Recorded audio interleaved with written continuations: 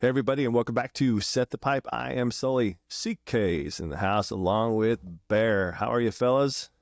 Can't complain. My Lakers are winning, and we're good. Excellent. So, hey, all you people out there that are subscribers, thank you so much, and followers, we sure do appreciate it. But please, if you haven't and you start to enjoy what we're doing, please subscribe and follow below. I'd like to say one thing about that. First of all, I want to echo what Sully just said is thank you. Everyone that's been listening, we really appreciate it. We've been getting some great feedback. We're doing this to have some fun, tell stories, and evangelize the sport of volleyball. And it's just been so great to hear from you. So thank you for listening. Please keep spreading the word. And as Sully said, hit subscribe. And as always, you always set the pipe. Set the pipe, baby. It's more and more happening. I'm seeing it more and more in highlights, by the way, around the country. That's great. I wanted to touch on three things with you guys. Alan Knipe's interview was so good. It was so good, and it was really well received. We've gotten the most comments. I've gotten tons of texts. I've gotten some messages on social media just saying how great it was. But I really think you need to do the service of going to watch the full interview on YouTube, just because there's some hidden gems in there that we haven't done shorts on or reels on that I think is going to really blow the socks out of anybody that watches it. The second thing is we've already booked a couple. Well, we've booked quite a bit, but the two up and coming are going to be a JC coach that has a very good, well-organized, successful juniors club. That's going to be a good one. And we also have a volleyball college Hall of Famer, AVP stud. Resume is unbelievable. Now doing a recruiting service. So the recruiting service is successful, and she's going to go over all of that as well. So at least those two are in the books already, and we've got plenty coming up. So, but I really wanted to touch on the Alan interview and see what you guys heard out there. Yeah, Bear, go ahead, because I got a lot to say, and you know me, I like to talk. So I'd like to hear what you had to say, and I'm sure you've talked to Al a few times more than I have. I talked to Al, and Al wants to come back on because there's a lot of things that we didn't even go over, like his career and playing career and all that stuff. But he loved it, and I thought it was a great interview. He touched on a lot of stuff about the NCAA, NIL, and Nikolov and his season, and it was just a great interview. And some people have talked to me about it, and they're like, hey, didn't even know you guys were doing a podcast, until he kind of put us on the map a little bit, and very thankful for that. Yeah, Sully, I think it's, when you asked me to do this the first time, to come on and tell my story and then ask me to be a part of this, and ever since then, we talk a lot, the three of us, and it's just been so rewarding, and it's just been just a heart full of gratitude to fall in love again with the sport. Yeah. To be able to listen to the best coach in the country, and he's been one of the best coaches in the country since he's been doing it here in college volleyball. He's won multiple national championships. He has the #1 team in the country right now. He's seen it all. He coaches at a state school, which is far different than some of the other schools that are around the country. He's coached in the Olympics. He played on the national team. He played on the beach. He relates to his players. He knows where the bodies are buried, back from college volleyball, from when we were playing to what has happened in the NCAA. So just to hear his mindset, his understanding, his stories, his explanations, where he thinks it's been, where he thinks it should go, it was fantastic. I mean, I learned a lot, and, I love the guy, but just, it was great for volleyball. And I think, again, what we're doing here is great for volleyball. He's able to explain it from a collegiate, humble standpoint, and for people to listen and take it, for yourself to listen, learn, and enjoy it for sure. Yeah, I think we talked about this when we were done with the podcast, just kind of reviewing, and none of us knew we thought we knew how the interview was going to go. It didn't go the way we thought it was going to go, and it was extremely well done. It was so good. And Bear, you're right. We can do 10 other pods with Alan. And I think also when we sit back, we're kind of spoiled. Like, Coley, you knew Holly McPeak, Al, Bear's one of Al's best friends, right? We played together. And then you have Hawks. We all know Hawks. It's just kind of strange that we're talking to some of the best that's ever done it. In beach, AVP, indoor, coaching, whatever the case may be. And it kind of catches you off guard a little bit. Like, because you look at let's say basketball, you're in the hoops with your son and you get the number one team in the country coach to come on your podcast. That's a big deal where we go, yeah, it's Al. Your buddy. Is that right? I mean, yeah, you know what exactly. I mean? But you start reading his accolades and you start really getting on the business side of Alan and the things that he went to in depth and the whole Alan Knipe bachelor's degree. Yeah. That was amazing to me. So not that we take it for granted, but it's just like, it's Al, of course. But the discussion just went way different and way better than I expected to. It was excellent. Yeah, it was excellent. And that's the other thing about doing this with you guys. And we've talked so many times is the folks that we've been fortunate enough to know and that we know through, right?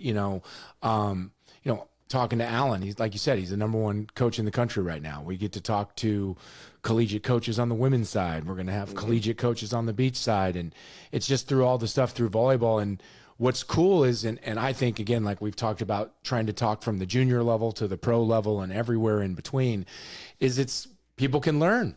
We all can learn. We can listen to the best and try to take what it is. We're going to tell fun stories. There's going to be some great ones. There's going to be some great people on here that's going to be fun and laughter. But there's also going to be some very informative stuff that can help you if you have a junior and you're trying to get recruited. Or, you're like me that played volleyball in the 90s and you don't know all the intricacies of the rules and how things are changing. I want to hear that. I want to see that when I go to a match, and you get to learn these things here. So it's been great. And like you said, I mean, he was a home run, and we didn't even talk remotely about Paul Mitchell. Like we talked a little bit about it. Him and I were there for 15 years. We did it for 15 years together. We did this thing, and we were traveling all over the country, putting teams together, playing, and like we didn't even really say other than being part of it. Like we didn't even talk about that. And like you said, his Long Beach State career from his junior college to just his playing career, take everything out from coaching, take all that. We brought him on here just to talk about someone that played his 4-man career, his indoor career over in Europe, his national team run, his Long Beach State run, his JC run, his high school run, right? His career is incredible. A lot of these people that we have on here's careers have been incredible, and it's cool. I'm excited when he goes overseas, obviously with the Nikolov brothers, right? His son's over there. So not only did he play over there, he recruits over there every year, right? And now Aiden's over there. Yeah. So it's kind of like we didn't even touch on that, right? So. Al's already told Bear and all of us that he'll come on whenever we want to. So he's a little upset with me right now. He asked me to go to brunch today, and I told him I couldn't because I had a podcast to do. Oh, priorities, baby, priorities. Sorry, Al. Sorry, Al. Unbelievable. Yeah, and they're still winning. They played a couple matches this weekend, and they beat Northridge again at the Pyramid, and then they played. Princeton last night. They played Princeton last night and beat Princeton. Yep. So, they're doing what they're supposed to be doing. It's going to be interesting to see, you see it occasionally on the women's side. I don't think anyone's done it I don't want to, say I'm doing it wrong, whatever years it were in basketball to go undefeated. Yeah. Misty May's team did. And that was a long time ago. I know someone did it in the women's game. I should know Penn this. State because they had 4 in a row. I would say in the last 4 or 5 years, I feel like someone had done it. And I should look it up. But nonetheless, I just looking at the matches, and I'm going to talk about USC in a second. So maybe, and I saw them play earlier this year, but I just don't know if anyone's going to beat them. And I just feel like what makes them unique, and I've said this a lot, and I keep talking about Long Beach and obviously Nikolov, is when you see the best teams in the country in any sport, football, basketball, whatever it is, sometimes you lose your edge. Even if it's for a match or two, a weekend, you get beat. Now, and everyone always says they needed to lose that one. Yeah. It's important. Kind of refocus you. Yeah. But what about if you have that team, like you said, the Misty team, the team, I think, what about if you have those teams that actually don't need that loss to focus? And they're really focused every single day of the year until they win the championship.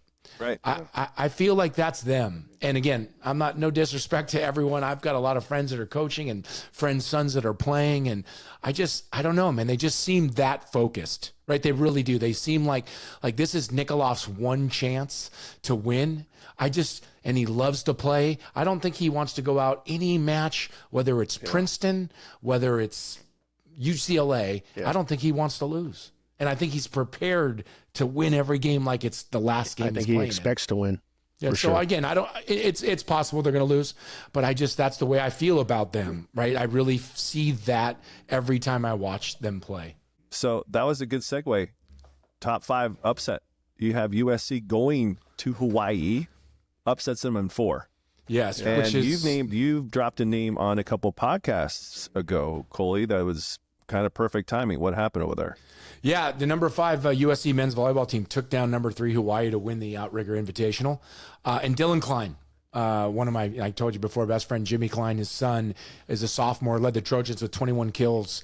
He hit 588. Lit it up. Right now, they're 16-2 and they're 4-0 in the MPSF. Jeff Nygaard has that team playing at a high level. I saw him earlier in the year playing at number 2 UCI, and it was like 26-24 in the 5th. Could have went either way. They were fantastic, and it sounds like they're just getting better. So, those are one of the kind of teams, those are possibly the kind of team like USC who is already good and keeps getting better. Could they slip by and get one out of Long Beach? Maybe it's just that right time. Yeah. But to see them winning, to see Nygaard having success, he's been trying to build that program, and it's just great to see. And obviously watching Dylan do this, I've seen Dylan since he's been a baby, and we used to go on trips together, and watching him flourish and, become one of the best players in the country and proving it day in and day out, right? Like he's going like Nikolov does, that's what makes the best. Not like the guy you go watch and or woman you go watch, you're like, wow, she's great. And then like for the next month, you never hear of them, right? Like every single night he shows up. Yep. Every night. Just like Hilliard used to do. Yep. Hilliard was never bad. When Hilliard was bad, he was still really good.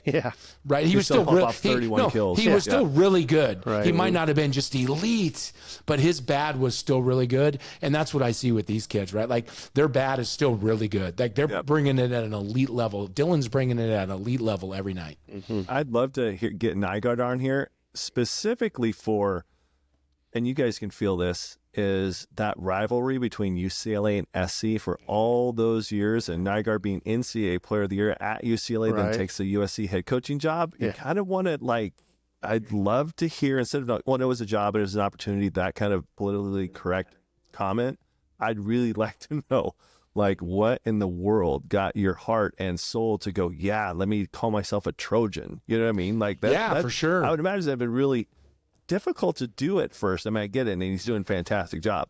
I mean, just proof from what they just did with Hawaii, but would love him to get on here. And BYU, by the way. They beat BYU earlier in the week, which is another great win. Not an easy team to beat anywhere. And so they've had a heck of a week. Yes, I will reach out to him.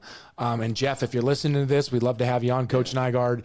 But I'll reach out to you and see if we can get you on just to talk little men's volleyball like Theo and Alan, and get your perspective on, kid coming from Wisconsin and starting to play at UCLA, and now you're coaching the USC Trojans, who are number 5, clearly will move up after beating BYU, and number 3 Hawaii on the road. So we'll see what we can do there as well. Yeah, all good stuff. So what I do promise for Set the Pipe subscribers and followers out there is we're going to do a better job of getting you a little bit of results with the juniors going on right now with the girls juniors across the country. We're not going to spin on everything, but maybe the qualifiers and to see how everybody's doing out there, because we do have some club directors that are wanting to come on here, and we are more than welcome to have them on here. So you guys are going to get some love coming from us soon. So make sure you still subscribe and stay tuned. Yeah, and on that note, to our subscribers and if you want to call them fans, if we have them, thank you for being that. If there's anything you guys want to hear, put it in the comments section. Yeah, for sure. Send something on social media to DM us. This is a fun podcast that we're trying to do to tell, like I said, stories and numerous things we're doing. And over the weekend, Michelle and I had some friends in town and go out to dinner and sitting around telling stories, and it was funny because some of the stories, again, can't really tell on here, but a lot of them you can, but it just, you just sit back and you start to think about all the stuff you're doing, right? We digitized, I think I might have said this, but if anyone hasn't, anyone hasn't done it, it's worth it. Bunch of different companies that do it. But we took old DVDs, old like 8mm tapes, VHS tapes, and we sent them in. We only sent half of them because it was pretty spendy. We have a lot of them.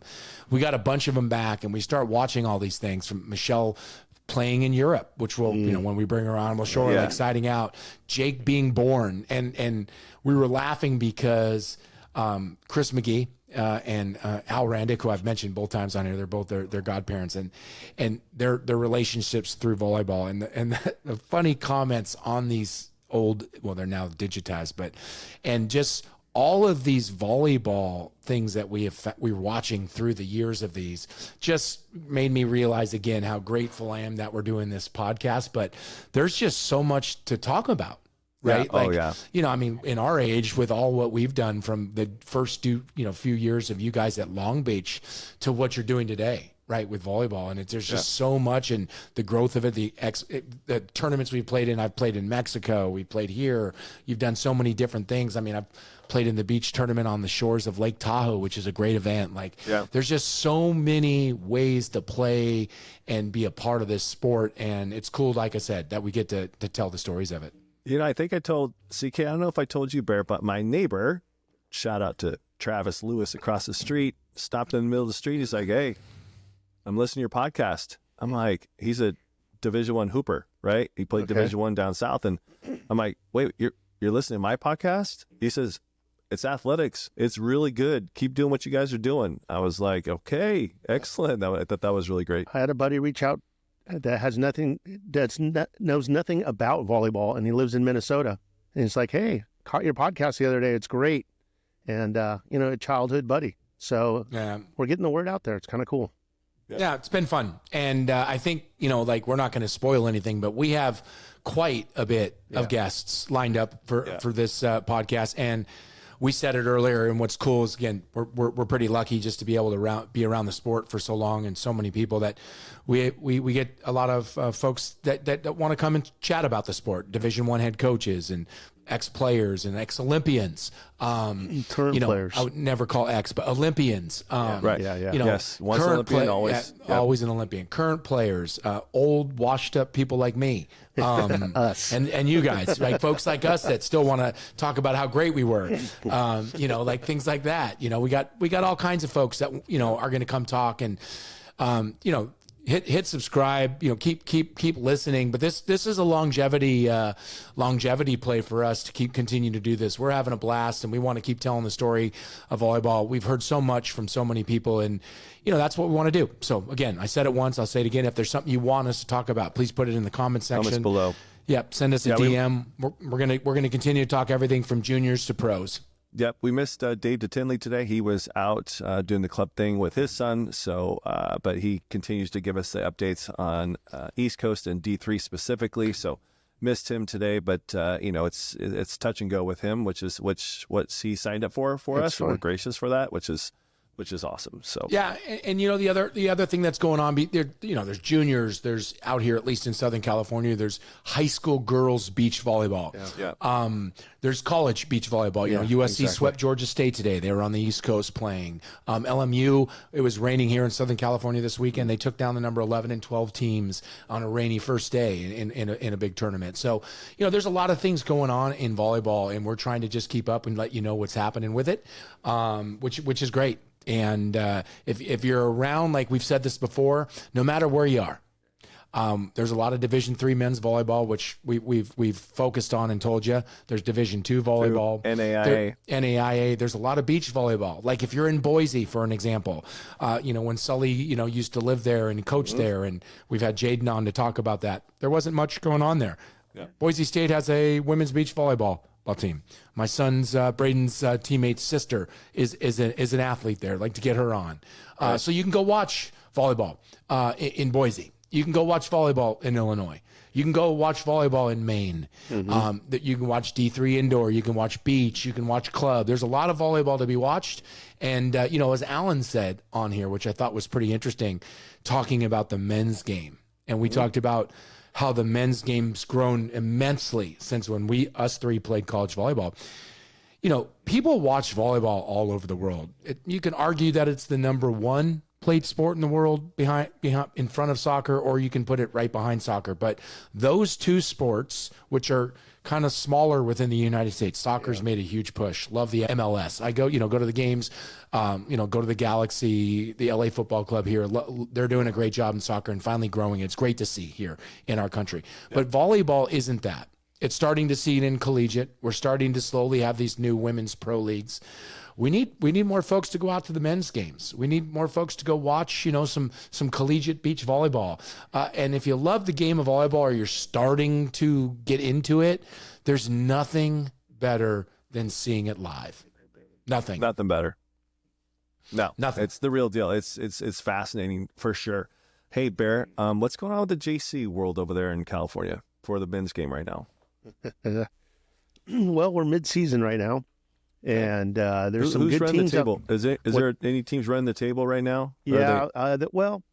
There's a couple really strong teams. Orange Coast College doing great. They do have one loss. They lost to Moore Park, and I'm not sure Moore Park's overall record, but they had a barn burner playing Moore Park a couple weeks ago. Okay. They lost in the fifth to Moore Park, and the score was like 34-32, maybe 36-34, which is unbelievable in the fifth set because you only go to 15, right? Right. So, and we played it this week. What's that? That's amazing. Yeah, that's an amazing game. So you played him this week. So what was it, 40-42 in the fifth set? Yeah, we actually almost went 3 sets with them. No, we went 3 sets, and we got in our 20s against them in the second set. So solid. we were pretty stoked on that. Yeah, my guys are playing hard. We're not quite as successful as we want to be right now, but I have a young squad, on them. And they try hard. And what's that, Coley? I said you got to run the picket fence on them. The picket Let fence. yourself get taken out. Like our old speeches in the games. Maybe some pump twos might start working. Might bring that back. Yeah, you remember those? the old pump twos. We call them IHOPs too. The IHOP is IHOPs, all right. Fake one. Guy jumps up your weight. Yep. Boom, straight up and bear down. I cut you off, Bear. Keep talking, JC. No, that's all good. And then Mesa down in San Diego, they have a strong team. They have a guy that's like 6'11" that plays on the outside who can put the ball away on the left. He can dig balls in the back row, and he's hitting the big like almost a D1 player. And so Moore Park, Mesa, Orange Coast, they're pretty strong. Golden West looks good too. They're like 13-2. We played them on Friday. I think they could give Coast a run for their money. They haven't played each other yet. I think they play next week. But Nick Armato is the coach there, an ex-Long Beach guy, two-time All-American or two-time NCAA champion. Yeah. And he's doing a great job with Golden West. He's kind of resurrected that program. Yeah. That's good. So, so do you have, just top of your head, do you have dates for the state championship tournament? Do you know? It's mid-April. Early to mid-April. Okay. Yeah. Okay. Like the 14th. I'd like to get to, how's IVC doing? You know what? I have not really looked at their record. They always have a strong program. Rory down there is doing a great job, and we actually play them this week. So I'm starting to prepare. I think we play them Wednesday, and like I said, I don't know their overall record. Where's that game at? Where's that game on a Wednesday? Thanks, Coley. I'm not sure if we play at home or there. Let me know. Okay. I think I'd like to maybe come watch that match if I can. I just want to come. You said IVC? I'll let Pesto know I'm coming too. Because I like to talk to him. Well, it's Rory, and I can't think of Rory's last name right this second. He's a Long Beach boy. I coached his kid, or not his kid, his older brother, like when he was 12. Are you talking about at IVC? This coming Wednesday at Bears Place versus IVC. Yeah, perfect. I may come out there. Come on, I may come out there. I'll put you on the list, Coley, so you don't have to pay. Yeah, I appreciate that. I'll let you know for sure. It's funny because when you go to matches, like I don't mind paying. It's obviously the growth of sport, but then I'm like, man, I mean, like I just got to call the coach, right? Like, but that's Coley, we don't even charge. You're in for free, and I'll even get you a parking pass. How's that? Whoa, dude, don't go over the top. One thing we can keep this one, but one thing I want to talk about. I know one of these days, Geeta, we're going to have you on here, but like I was just joking around with you when I cut you off. It was about Bear dying, but you know what's funny to me, and I think about. Like playing such at a high level like we both did, like Ray Rattel and Deli talking to you in the middle of a match. You're trying to win something. They're going to tell you like who's at setting, whatever. When we played Paul Mitchell, we cared just as much to win, but it was just weird. Like you'd come in, it's like we're down 11, 8, and you got to the game to 15, and like you come into the huddle, you're going to, we call a timeout because they score 3 in a row, and like we're sitting there, and then all of a sudden, you know, Geeter comes in and like he does that exact speech from like Hoosiers. You're just like listening to him. He's like, "Bear down, let yourself get taken out. Coley, close the lane, and Alan, don't get caught watching the paint dry. Team," and you're just like, and then you go out and we go off and we win 15-13. Totally right? resets us though too. It's just so, you know, you look back at stuff like that and like, you know, I don't know if I used to coach with a few things like say try to be funny like that and like, you know, let go of it, you know, the thing, you know, just let go of the stress and the level and you know, it just made me think of that. No, like, I'll never forget great. that one of the times we were playing and like he just came in and there's like a little tense and stress and all of a sudden you come in and he just, you know, starts giving a Hoosiers, you know, quote line from the movie and everyone's just like, let's go. Let's go run the picket fence on them. There's no picket fence in volleyball, right, no, but we're doing it. Right. We're doing it.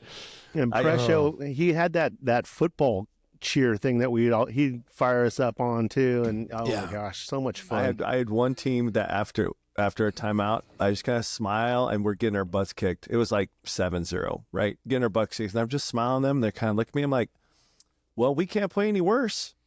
So let's go. Let's turn this thing around. We wind up winning because they're just all start laughing. They're like, you're right. Like, we're awful right now. Let's get out there. There's a bunch of girls and they're 18s and they're like, you're right. We're pretty awful right now. So we can't go down any further. So it turned them around. It was really fun. You know, but yeah, you have that in your back pocket, man. Yeah.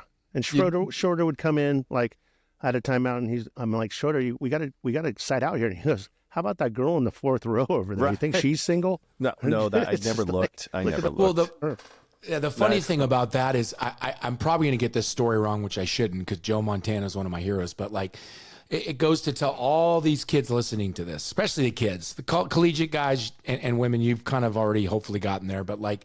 Everyone stresses out during matches, and especially if you're young and there's like, you know, Theo had mentioned that college coaches are over there watching you. Like, it's just another game. It's just another match. It's just another serve. You've done it 100 times. So go to that story. What Schroeder said is Joe Montana's, I think it's the NFC Championship game when he threw the ball to Dwight Clark with the catch. The catch. They're getting in. They got to make this drive, and all the lines in there, and they're all like written in. And he gets up there and he goes, "Is that John Candy? That's John Candy. Wow, John Candy's here," you know, like, and I remember hearing the story of everyone was just like, "Oh, we got it." Like, you know, hey, he's another guy out here playing football. He's thrown the ball a million times, right? Like, it was just, and you know, Schroeder would do that. I would kind of, you know, it's so like, it's the stress of the game. It's important, and you've got to be focused, and you got to be locked in, and not everyone can, you know, talk about a girl in the front row or talk about John Candy, but you know, just to just take it in as it's another game. And you know, that's why I loved playing with Paul Mitchell, is because all of us, every single person that ever played for that team was put on that team for a reason, not because we just whatever. They all were cut from the same cloth. Even the younger guys, as we kept getting older and the younger guys, we still got the guys that competed and winning mattered to them, but so did the story. Yeah, because it's all about the story. And that story, it's all about the story. It's all about the story. Yeah. And that's exactly what it is. It's like, we're not going to lose. You know, Tyler Hildebrand. We're going to get you on here soon. Tyler Hildebrand. He's out getting an IV. Yeah, like he's out. Before like we got to. We're in the losers bracket. This is the story. Milwaukee, maybe. I don't think it wasn't Milwaukee, but sorry, I'll think about exactly where it was. No, it's fine. I interrupt you all the time, and I need to be interrupted more. But I'm telling the story right now. It's important, so maybe this will pull Tyler in. But like, he's on our team. We want to win this thing. I think we lost the year before. He was young too, and he was young, and like we went through. We lost. And you know, you go through the losers bracket. So we had a battle, and we have this unbelievable match in the semis of the losers bracket to get to the finals of the losers bracket. And Tyler's amazing, and he's not feeling well, and he's just he's spent, and we win. Yeah. And so now we got to play in the finals of the losers bracket, and he kind of can go, but kind of can't go. So he plays a little bit of it, and then he's out. Yeah. So we think he's done, like, for the day, and like we have to go. So next man up, we win. We find. I think it was Tremblay, wasn't it? Wasn't it Ty Tremblay? Possibly, and that was the beer and the brat day, wasn't it? Yeah, it was. And Knipe rolled his ankle early that day, and he played on a blown out ankle all day long. That's where we come down to. It's just, again, go back to the story, but beer and a brat. We got to figure it out. So Hildebrand's over there getting an IV. This is nationals, right? Playing this. And he just found a way. He comes back, plays in the finals, and we win the double final and win the gold medal. I remember seeing him get that IV. Okay, he's under a blanket just shivering. Yeah. And they're rehydrating him because he's dehydrated. And he comes back like a man, and we win the whole thing. It was unbelievable. And that whole beer and the brat thing, we had no time to get food in between our games because we were coming through the losers bracket, like Coley said.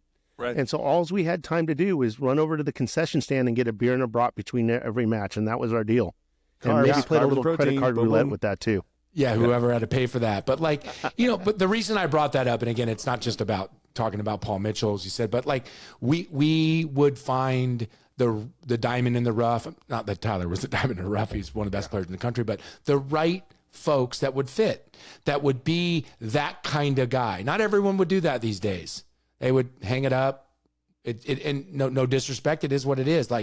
We just found the right kind of guys that were cut from our generation in ways to play and having fun and listening to a Hoosiers, replay from the movie in the middle of a timeout, down 11-8 in the third to be eliminated. Right. Not like, hey, there's three guys in the front. They've been setting the D every time. Mm-hmm. Let's focus on that. None of it. And again, the majority of the time we'd win. Yeah. It's awesome. It was good stuff. Real good cool stuff. Hey, boys, this might be one of our shortest one. We're about a half an hour in, but I will say this, just for a test. If you have stayed on to watch Set the Pipe, do us a favor and comment below of your favorite match either you played, match that you watched, and who knows, maybe we can find some nuggets within those comments and talk about them. So, gentlemen, do you have anything else for us on today at Set the Pipe? Nope. Again, one more time, I'd like to say thank you to everyone for listening. Yeah. Yep. Gratitude, big time. Please hit subscribe, and let's keep growing the game of volleyball. Excellent. Peace out, guys. Set the pipe, everyone. Set it.